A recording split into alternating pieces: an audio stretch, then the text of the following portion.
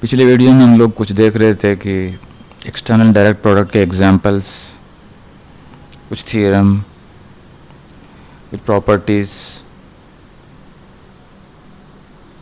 आगे बढ़ने से पहले एक और एग्जांपल देखते हैं, उसके पहले एक क्वेश्चन करते हैं।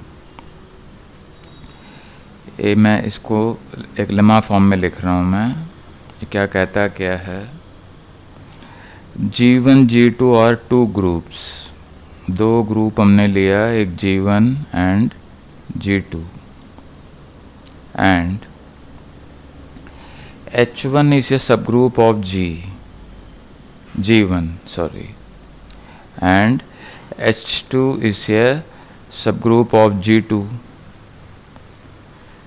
तो इस केस में शो करो, then show that, show the direct product of H1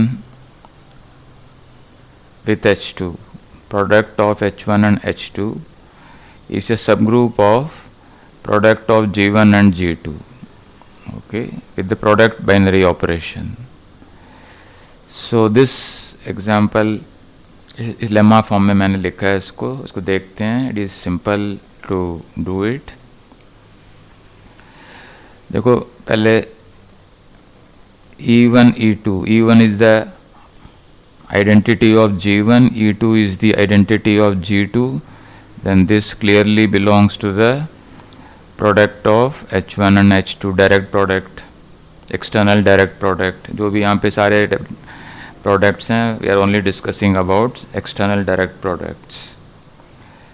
So or and H1 plus H2, it is a subset of G1 plus G2 product।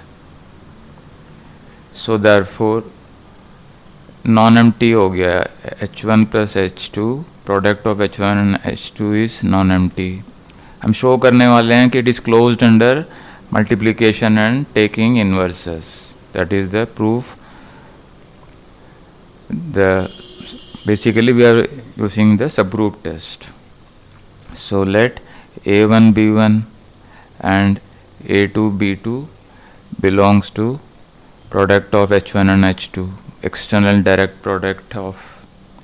So इसका मतलब है कि इसका इन दोनों एलिमेंट्स का product A1 B1 into A2 B2, this is equal to nothing but point-wise operations A1 A2 and B1 B2। This belongs to H1 and this is an element of H2, because H1 H2 are subgroups of G1 and G2 respectively। So this is a member of H1, product of H1 and H2 also।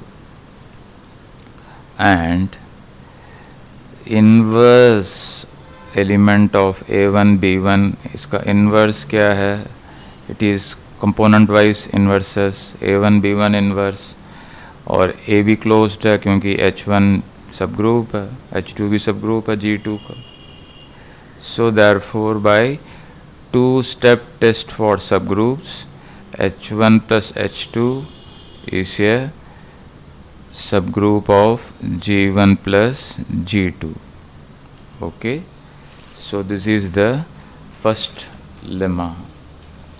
इसके बाद एक और question देखते हैं जो हमें चाहिए। कौन सा क्वेश्चन है ये? This is problem number 16। This appears in exercise question number 16, page number 174 in 8th edition, okay। What it says, मान लो G1 is isomorphic to G2। suppose G1 is isomorphic to G2 and H1 is isomorphic to H2। show that the product of G1 plus H1, G1 and H1 is isomorphic to the product of external direct product of G2 and H2. State the general case also. General case भी इसी को generalize करो. State the general case. तो ये भी इसको हम लोग कई बार यूज़ करते रहते हैं. तो इसका सॉल्यूशन देखते हैं कैसे. उसके पहले वो क्या रहा है पहले देखते हैं. Let us see what is happening. Okay, so उसी में से आपको सॉल्यूशन मिल जाएगा बेसिकली. ठीक. सो लेट G1 दिया हुआ कि G1 is isomorphic to G2. इसका मतलब है कि एक मैप एग्जिस्ट करेगा isomorphism. There exist a map T from G1 to G2 which is 1-to-1, on-to and operation preserving. और क्या दिया है? H1 is isomorphic to H2. इसका मतलब है there exists another map. There exists a map, say U from H1 to H2, H1 to H2 such that क्या map होगा? मतलब ये वाली map 1-to-1, on-to and operation preserving AB. Okay, this is 1-1, on-to and operation preserving. अब क्या show करना चाहते हैं? We want to show G1 product of G1 and H1. Okay, we want to show product of G1 and H1 external direct product is isomorphic to the product of G2 and H2 external direct product. So इसके लिए हमें एक map में, इसका मतलब है कि इन दोनों के बीच में एक मैपिंग इस्टेब्लिश करना पड़ेगा. इन दोनों के बीच में एक मैपिंग चाहिए.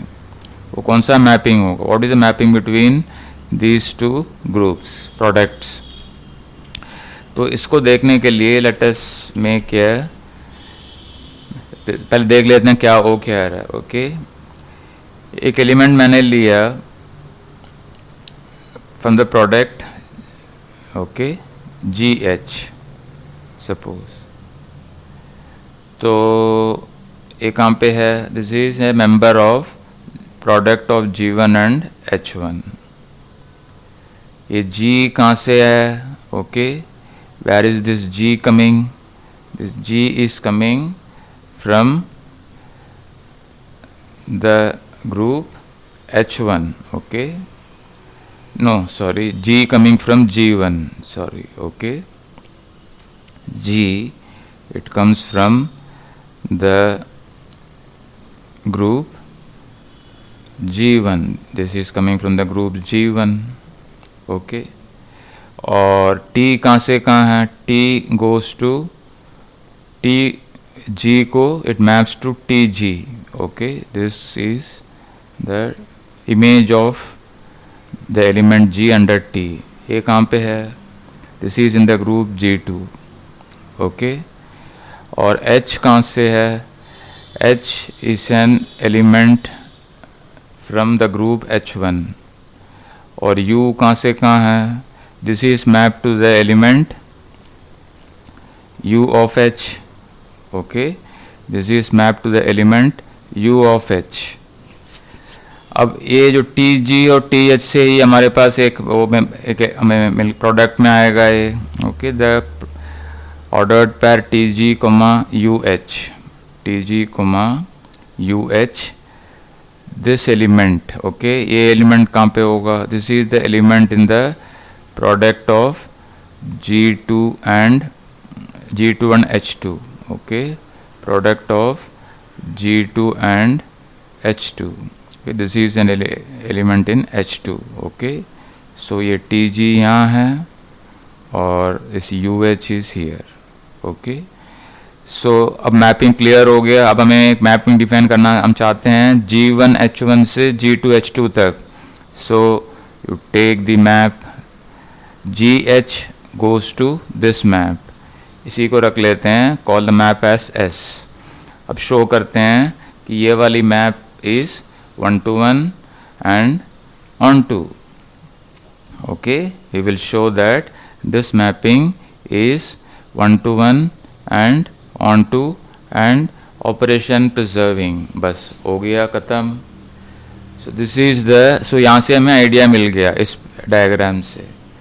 So define the map S. Okay, define the correspondence S from G1, product of G1 and H1 to the product of G2 and H2. Okay, define S from this to this by S takes S the image of S. Image of the element GH under S is given by T of G and U of H. Okay, this is true for each G from the group G1. This is all for every H in H1. So इस map को show करते हैं, well defined है, we show. Okay, we show that S is well defined. S clearly well defined है, you can prove it if you want. Okay, क्योंकि T और U well defined है, तो it is we show that S is well defined, one to one, onto and operation preserving, onto and operation preserving, so that S becomes an isomorphism. So देखो, क्योंकि सीधा भी prove कर सकते हैं, prove करना चाहते हो तो भी प्रूव, मतलब ऐसे भी कर सकते हैं. Since T and U are well defined itself, T and U are well defined, therefore S is also well defined. Okay, S is also well defined. So you can prove it also if you want. Okay, आगे continue करते हैं.